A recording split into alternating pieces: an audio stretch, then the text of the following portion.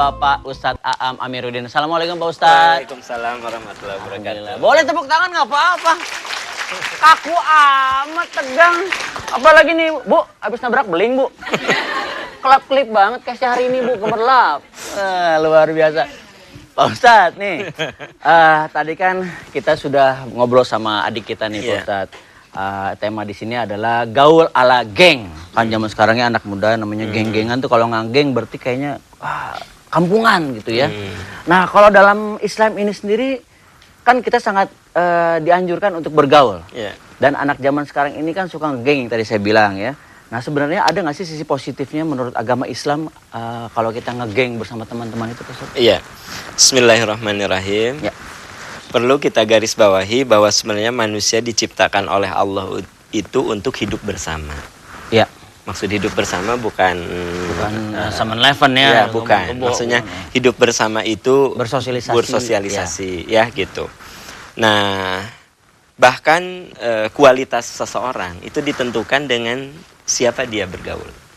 Makanya kata Nabi, bergaulah dengan orang-orang yang akan membuat kamu lebih baik. Jadi Nabi mengumpamakan pergaulan itu seperti kalau kamu bergaul dengan yang menjual minyak wangi, kalaupun kamu tidak membeli, minimal bisa nyoba tester. Betul. Ya kan? Keikutan wangi-wanginya gitu minimal ya. Keluar dari situ adalah satu dua yang dicoba. Betul. Tapi kalau kamu bergaul dengan orang yang menjual barang-barang yang bau, maka kemungkinan baunya itu akan nempel pada diri kita, gitu, ya.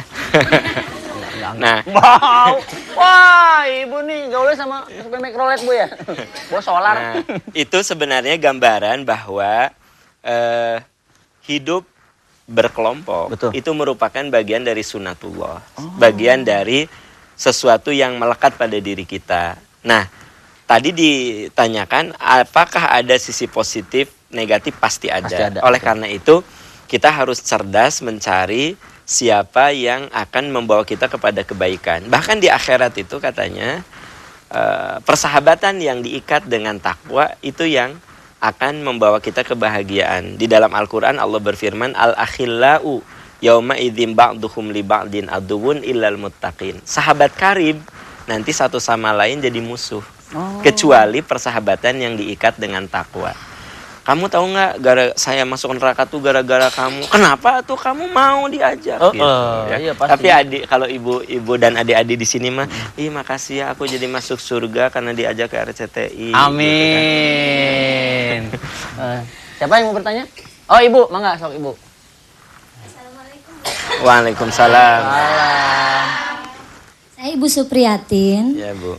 Sebenarnya apa sih arti gaul dalam Islam? Iya. Oke. Terima kasih. Wassalamualaikum warahmatullahi wabarakatuh. Waalaikumsalam warahmatullahi wabarakatuh. Ibu ini luar biasa nih ya. Hidupnya selalu prihatin, namanya prihatin aja. Ya, begini Bu, bergaul itu sebenarnya berbagi. Bergaul itu sebenarnya menerima kenyataan. Jadi dalam Islam tuh bergaul itu artinya berbagi. Ada saat kita memberi dan ada saat menerima. Ada saat kita memaafkan dan ada saat kita harus dimaafkan. Makanya yang namanya al-muamalah dalam pergaulan itu, semua pergaulan itu bagus kalau didasari oleh jiwa maaf yang sangat luas. Jiwa kedermawanan yang sangat luas. Karena mohon maaf, pergaulan kita akan buruk kalau gini, gaul selalu kita tuh ingin diberi. Ya kan? Gaul selalu ingin dimaafkan. Gaul selalu ingin dipuji. Gaul selalu mempermainkan, maksudnya candain orang. Begitu dicandain, marah. Kan ada yang gitu ya. Ke orang lain tuh canda, pas dicandain, marah. Mung diciwit tapi hangna nyiwit. Gitu. Kalau bahasa Italinya gitu. Ya gitu. Nah, jadi yang namanya bergaul itu artinya, muamalah itu artinya ada saat kita memberi, ada saat kita menerima. Ada saat kita memaafkan, ada saat kita harus dimaafkan. Ada saat kita punya kedermawanan, tapi ada saat kita memang harus menahan untuk tidak memberi. Jadi dalam gaul itu sebenarnya harus ada saling. Itu baru pergaulan yang sehat. Nih di jam 4 subuh ini kita mendapatkan seorang penelpon. Iya. Ya, penelponnya. Halo, Assalamualaikum. Sudah tersambung? Halo, Assalamualaikum Ustaz. Waalaikumsalam, waalaikumsalam. Bukan saya Bu, bukan saya Bu. Silakan dengan Ibu siapa di mana? Ya, saya Ibu Yani dari Surabaya. Oh, Iya, Bu. dari Surabaya, Bu ya? Iya, Horas, Bu. ya. Ustaz, anak saya yang laki-laki ini sekarang aneh sekali, Ustaz. Iya, Bu. Mukanya dandan nggak jelas. Rambut dijabik-jabikin, dicat merah. Baju hitam-hitam, celana sobek-sobek. Pakai eyeliner segala. Tapi nggak mau sekolah. Udah kayak gembel aja, Ustaz itu. Anakku itu.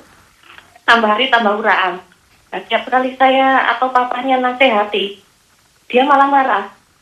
Terus dia kalau pulang itu, wah nggak tahu jam itu. Jadi mesti saya cariin dulu. Katanya kalau dia nggak dandan kayak gitu, ya nggak punya teman. Terus saya Ustaz melihat tingkahnya itu, gimana ya? Ada solusinya nggak ya Ustaz? Terima kasih. Assalamualaikum. Waalaikumsalam warahmatullahi wabarakatuh. Ini agak berat ya Pak Ustadz ya? Iya, memang bagi ibu-ibu pemirsa yang punya putra remaja, itu yang namanya remaja itu dia ingin eksis pada lingkungannya. Masih labil ya? Ya, jadi gini, kata kita tuh, kenapa sih kamu rambut dicat kayak gitu? Iya, kayak pudel. Mata pakai eyeliner, kamu kan cowok, masa itu celana kok robek-robek kayak gitu?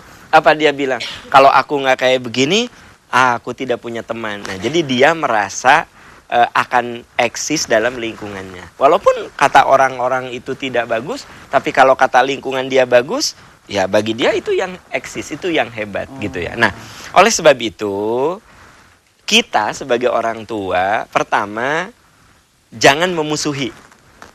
Sebab kalau anak itu sedang mencari identitas, lalu kita musuhi, dia makin dekat dengan lingkungannya yang dianggap negatif itu. Gitu. Jadi hal yang paling penting adalah satu aja, jangan dimusuhi. Anak remaja itu nggak boleh dimusuhi dan jangan selalu disalahkan. Betul. Gitu. Katanya anak remaja itu ya dia ingin eksis dirinya. Dengan demikian ada saat kita puji ya. Gitu. Saya bacakan email nih ya. Ada email dari gilangramadan@rocketmail.com. Assalamualaikum Ustadz. Waalaikumsalam. Pada ngantuk nih ibu-ibu nih gimana? Assalamualaikum Ustadz. Waalaikumsalam. Terima kasih Bu. Pak. Ya. Siapakah sahabat Rasulullah yang paling gaul? Ini pertanyaannya kadang-kadang nih. Wah gila. Siapakah sahabat Rasulullah yang paling gaul gitu? Terima kasih. Wassalamualaikum warahmatullahi wabarakatuh. Siapa nih? Waalaikumsalam. Ya, siapa di antara sahabat Rasul yang paling gaul? Gini, urusan gaul dan tidak itu sangat ditentukan oleh konteks lingkungannya. Betul. Ya, kakek nenek kita cara gaulnya beda dengan anak-anak kita sekarang. Nah, kalau boleh saya jawab, sahabat Rasul yang paling gaul namanya Mus'ab bin Umair. Mus'ab ini muda, ganteng, anak bangsawan, anak orang kaya. Terus katanya Mus'ab itu dikagumi oleh kaum wanita. Oh, suka nonton dahsyat mungkin dia. Gitu. Alay-alay ya. Nah, Gitu. artinya dikatakan gaul pada zamannya. Pada zamannya. Nah, karena dia itu sangat pandai masuk dalam lingkungan manapun, maka ketika Rasulullah akan hijrah ke Madinah, Rasul mengutus Mus'ab ini sebagai duta, sebagai utusan kepercayaan Rasul.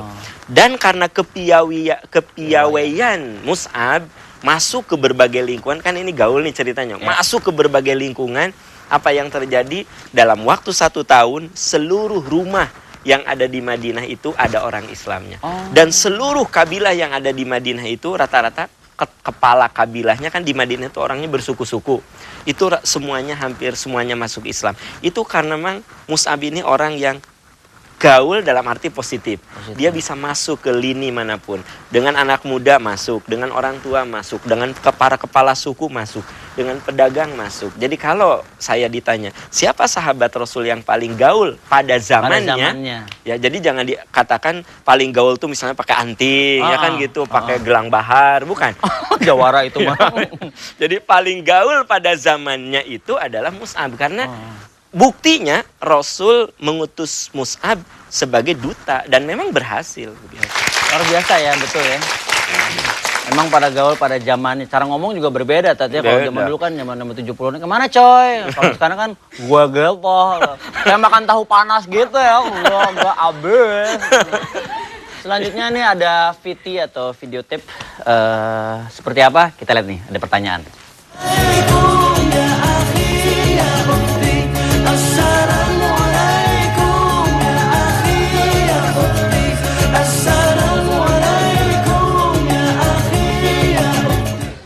Assalamualaikum Ustadz, nama saya Vita. Bagaimana pandangan tentang geng Islam dengan memperlihatkan bentuk tubuhnya dengan alasan trendy dan gaul? Terima kasih Ustadz. Wassalamualaikum warahmatullahi wabarakatuh. Waalaikumsalam. Salam. Aduh, subhanallah ya. Cantik sekali ya. Aduh, oke pertanyaannya, aduh. Mohon Iya. dijawab Pak Ustadz. Aduh, Iya. saya terpana nih. Jadi kalau kita bicara tentang Jadi pengen pakai kerudung. Maksudnya istri saya biar pakai kerudung gitu. Cuma ngeliat, subhanallah. Oh, Gusti. jadi kalau ada orang yang berjilbab ya, terus tapi style gaulnya itu masih Kurang sempurna. ya, begini. Bandung. Pertama kita hargai dulu keinginan untuk menutup auratnya. Niatnya, Iya, betul. iya. Kalau saya melihat bahwa manusia itu juga berproses. Betul, betul. Jadi mohon maaf Bu kalau putra-putri ibu yang masih remaja misal nih Misalnya. pakai kerudung sih tapi jeans ketat. Betul. Ya kan? Jadi jilbab lontong Baju namanya. masih ketat ya kan? Gitu. Kerudung tempel sini. Nah, Ada ibu-ibu yang ini percuma pakai kerudung. Heeh. Kalau masih kayak lontong. Benar. Kan suka ada ibu yang gitu. Heeh. Begini, sayang kamu udah bagus ada niat pakai kerudung. Nah nanti bertahap nak ya gitu. Tapi saya nggak tahu tetangga sebelah saya juga ini ibunya marah-marah terus terhadap anaknya. Anaknya memang sudah mulai remaja, dia pakai jilbab bagus seperti ibu tertutup gitu. Selalu dimarahin. Kamu nih kenapa sih pakai jilbab aja? Saya kan orang Islam, saya sudah jadi remaja. Tapi kan nggak boleh kayak gitu dong Bambang katanya. Katanya cowok kan. Saya bilang jangan cowok pakai jilbab gimana sih? Baik. Sekarang kita ada penelpon lagi nih yang kedua nih ya. Kita buka dulu penelponnya. Assalamualaikum. Waalaikumsalam. Iya, dengan siapa di mana? Saya Ibu Reni dari Bandung. Ah, Ibu Reni dari Bandung. Iya. Silakan Ibu Reni, sudah ada Begini, Pak Ustadz ya. Iya. Saya suka marah nih sama anak saya karena dia suka pulang malam. Alasannya sih nongkrong sama teman-temannya gitu kan. Dia dapat ide untuk buat tugas kuliah atau bikin kegiatan di kampus. Saya khawatir Ustadz, dia jadi terpengaruh sama tingkah laku teman-teman yang kurang baik. Apa sikap saya berlebihan Ustadz?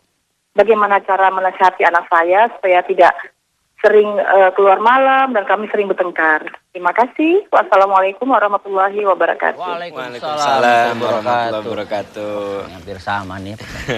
Iya Ibu, semua ibu pasti akan khawatir ya Bu ya kalau anaknya sering nongkrong ya. Iya, betul. Walaupun alasannya, nah sayang kamu kok, iya aku kan cari ide untuk skripsi, aku kan ngerjain tugas ya kan. Seorang ibu itu wajar ada khawatir, tapi tentu saja ada saat kita ini harus memberikan juga kepercayaan kepada anak. Karena gini, anak remaja itu senang kalau dikasih kepercayaan. Senang sekali. Nah, kamu ini ya, itu lebih jadi dia merasa diakui keberadaannya. Nah, oleh karena itu saran saya, ibu jangan selalu mengkritik. Kamu tuh kenapa sih pulang malam? Kenapa sih kamu pulang malam? Mungkin akan lebih enak kalau sayang waktu kamu kumpul-kumpul sama temen teh ngerjain apa gitu. Iya mah aku ngerjain ini. Betul. Satu aja. Anak remaja itu jangan divonis, jangan dimusuhi, tetapi diajak dialog. Itu mereka akan lebih merasa nyaman, lebih merasa senang gitu. Oke. Biasanya begitu. Baik, jelas ya Ibu di Bandung ya. Semoga jelas ya. Kalau belum jelas, kirim lagi pertanyaan. Nanti gampang, nanti kan ada emailnya. Sekarang untuk Ibu atau yang hadir di sini, siapa yang mau bertanya lagi? Oh, ya. Ibu, yang lain aja deh Bu, yang ada nggak Bu? Silakan Ibu. Nama saya Ibu Kartini. Ya Bu Kartini. Harum namanya. Apa sih yang perlu kita bekali untuk anak kita supaya anak kita tidak salah bergaul? Ya. Terima kasih Ustadz. Assalamualaikum warahmatullahi wabarakatuh. Waalaikumsalam warahmatullahi wabarakatuh. Anak kita tuh seringkali kalau dinasehati kayak cuek kan. Ya kan Bu, kalau anak remaja gitu, kata mama, udahlah, kayak cuek ya. Tapi jangan salah, kata-kata kita itu masuk dalam memori dia. Makanya yang terpenting bagi kita, hati-hati ya dalam bergaul. Jangan sampai kamu misalnya nyoba narkoba, jangan, kamu harus berani nolak. Nah, itu ibu ulang-ulangi. Walaupun anak kayak cuek, itu katanya ada seorang pakar dari Jepang namanya Dr. Kazuo Murakami. Dia menulis buku judulnya The Miracle of DNA. Katanya kalau kalimat-kalimat itu kita ulang-ulangi, itu jadi energi bagi dia. Jadi sepertinya cuek gitu kan? Ya, kamu tuh gimana sih dikasih tahu sama mama? Udah tuh malah gitu kan dia. Ibu terus aja. Nah, kamu ya hati-hati kalau gaul, jangan sampai nyoba minum, jangan sampai nyoba merokok, jangan sampai nyoba, makanya yang jelek-jelek ibu katakan. Jangan sampai awas kalau kamu punya pacar jangan sampai gaul bebas. Ibu ulang-ulangi. Nah, kata Kazuo Murakami itu tuh masuk dalam bawah sadar. Nah, ketika masuk dalam bawah sadar, ketika temennya bilang, udahlah, kalau lo memang cowok, gaul, lo kataan gue. Kayak orang kena stroke ya, kalau anak-anak sekarang udah abis. Jadi coba Ngompat ditantosan. Ibu kalau mau ketawa jangan ntar keluar dari bawah, Bu. Ketawa keluarin. Jadi kata temannya, coba kamu minum ya kan gitu. Cuma sedikit kok, nyoba aja. Bu, kalau ibu sering bicara ke anak itu di bawah sadarnya muncul. Enggak. Nah gitu. Jadi kalau kuat, ibu sering mengulang-ulang, itu masuk ke bawah sadar dan itu jadi energi. Nah itu sebabnya nasihat kita yang kita sampaikan, biarin Bu, kita disebut, ini mama tuh cerewet, bawel, si papa itu kampungan, ngekang. Nggak apa-apa. Terus ulang-ulang. Itu katanya masuk ke bawah sadar. Cantik. Iya benar juga Tante, kalau misalnya kita bilang cantik, anak kita paling ikut, oh ini cantik tuh segini ya. Kalau jelek mah mutlak ya. Nggak diajarin. Nggak diajarin, udah tahu ini rumah tak yang gimana Pak ya. Tapi kalau untuk ngobrol-ngobrol nih, sekarang nggak kerasa udah hampir 4:30. Sekarang kesimpulan kita untuk pagi ini, obrolan pagi ini apa nih Pak Ustadz? Kesimpulannya bahwa sebenarnya anak-anak kita dan kita semua ini perlu bergaul. Karena manusia itu makhluk yang diciptakan oleh Allah untuk punya teman. Nah, tugas kita adalah bagaimana membekali nilai-nilai yang kita sampaikan berulang-ulang pada anak kita, bahkan pada diri kita, sehingga nanti ketika kita bergaul dengan siapapun, kita punya cara berpikir untuk menyeleksi, untuk memilah, untuk memilih mana yang menurut kita baik, mana yang menurut kita buruk. Itu dari nilai-nilai yang masuk ke kita.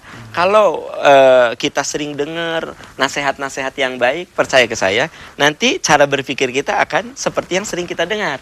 Kalau anak-anak kita sering kita nasihati, sekalipun kita disebut bawel, sekalipun kita disebut cerewet, nah, harapan kita dari 100.000 sejuta kata yang diulang-ulang tuh ada yang masuk dalam relung pikiran dan hatinya sehingga menentukan cara dia bergaul.